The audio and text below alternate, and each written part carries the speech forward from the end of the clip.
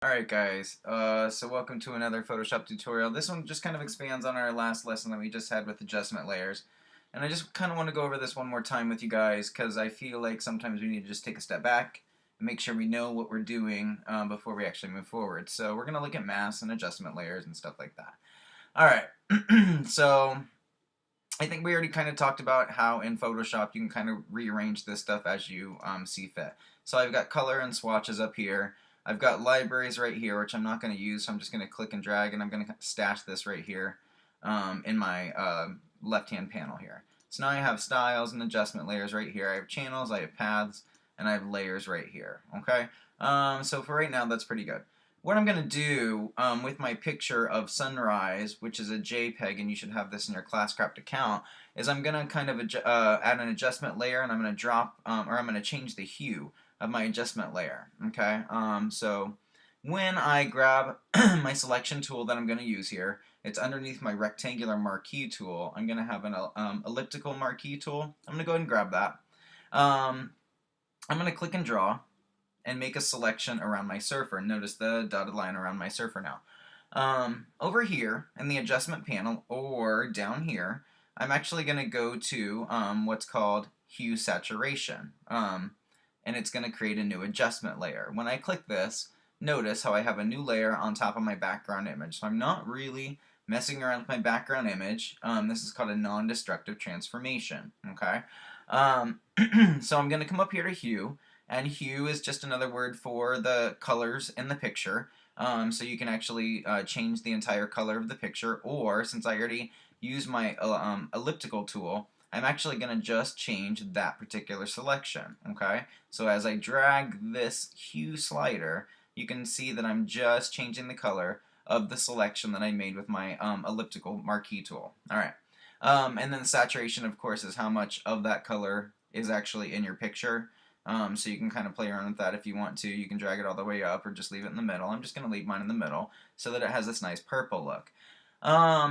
Look on the in the layers panel and look at your mask. The only thing that's actually showing from the adjustment that we just made, the hue adjustment that we just made, is this little white circle. Remember, the phrase in Photoshop is white reveals, black conceals. Okay, white reveals, black conceals. So you're only seeing from that adjustment that I just made, the adjustment layer, you're only seeing that selection that I just made.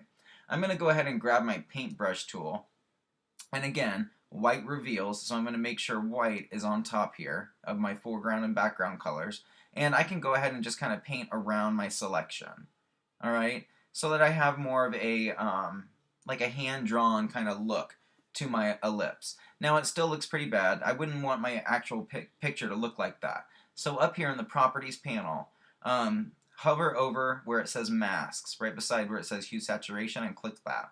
See this thing that says feathering?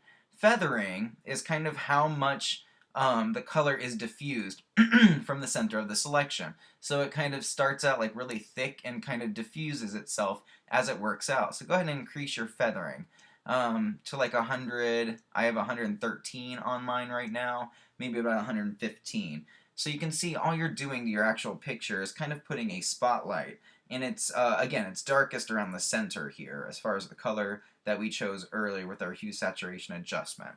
Alright, so I know this is a quick little lesson on masks. Again, with your mask selected, you can do a lot. You know, if you wanted to reveal more purple in this actual picture, you could just kind of grab your brush here and start painting along your actual picture. Okay, every time I click, it's going to make it more purple because, again, my foreground color is set to white. Excuse me. Oh, I hate to cough on video. My foreground color is set to white, so as I click, it's bringing out more purple from the actual adjustment layer in the background. Alright, and if I set it to black, it's going to go ahead and conceal that. And it's going to bring back the actual color from the original image of the ocean. Alright? Alright guys, so there's a little bit about adjustment layers and what it means when you have like white and black in your actual background image. Okay? And again, I'm trying to cover up more because I can see over here that I still have more picture or more purple in my adjustment layer. Alright. So when your picture kind of looks like this, go ahead and do a file save as. You don't have to change the name of it. You can call it sunrise, but make sure it's a JPEG. And you're going to turn this one in. This is a small little project, and this is one of 4 that you're going to turn in for this particular assignment. Okay? All right.